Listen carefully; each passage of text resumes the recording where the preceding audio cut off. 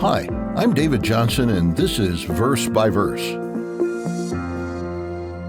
Are you ready for some good news?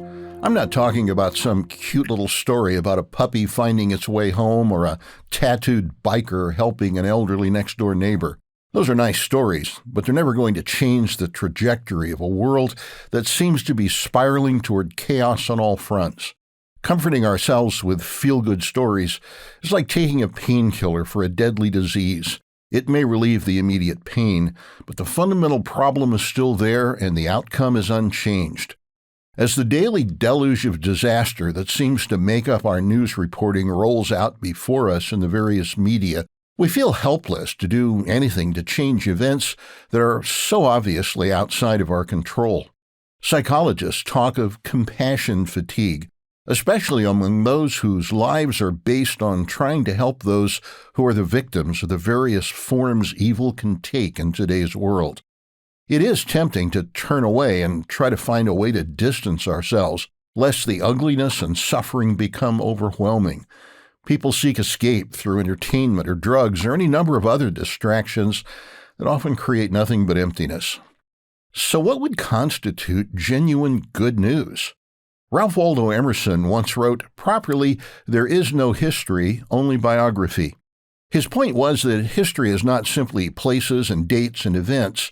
It always involves people and the impact of those events upon human lives. We could say the same thing about the daily happenings in our world. What makes news good or bad is the impact those events have on the human beings who are affected. So for news to be good news, it would have to address the heartache and suffering so common throughout man's checkered history and announce that genuine and lasting solutions have been found. That's not the kind of news you're going to hear on your news feed, and it's not going to come by electing the right person to a high office. But that doesn't mean it doesn't exist. You just have to know where to look. You might be surprised to learn it's been there all along, and it comes from the most reliable source available. In the popular religious world, the term gospel seems to be a nice-sounding adjective without much meaning. There's gospel music, gospel preachers, gospel summer camps. You know what the word gospel actually means? It comes from the Old English, and it means good news.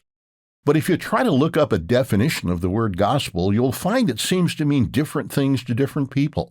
So, if I really want the good news this word is supposed to convey, where do I look? The book of Mark tells us that when Jesus began his earthly ministry, he came preaching the gospel, the good news of the kingdom of God.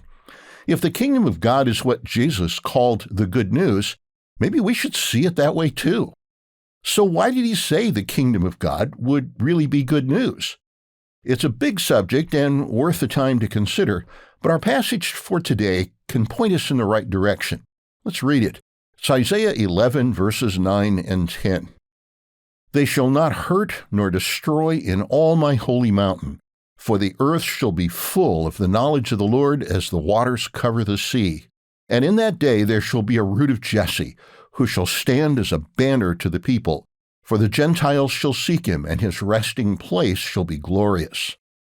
In announcing the good news that there is coming a time when the pain and heartache and wanton destruction of today's world will be gone, this passage gives us two reasons why the kingdom of God is the ultimate good news.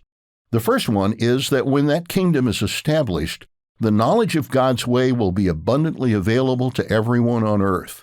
Today, that knowledge is set aside as unimportant and impractical, and that is precisely why we have a world characterized by suffering and death. That knowledge is essential, but it's not enough by itself. The next verse promises that a descendant of Jesse, the father of King David, will stand on the earth like a banner for all people.